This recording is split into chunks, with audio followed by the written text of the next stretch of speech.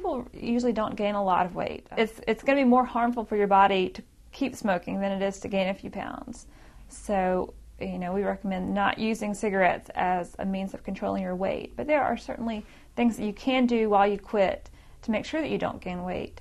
Of course, one of those things is to replace smoking with physical activity, whether it's just walking or running, taking up a sport. And it's really recommended that you kind of find a couple of different activities that you enjoy and you kind of cycle them so you don't get bored, but you are continuing to be challenged and have something to look forward to. Just plan your meals and make sure you're planning meals with lots of fruits and vegetables and lean proteins.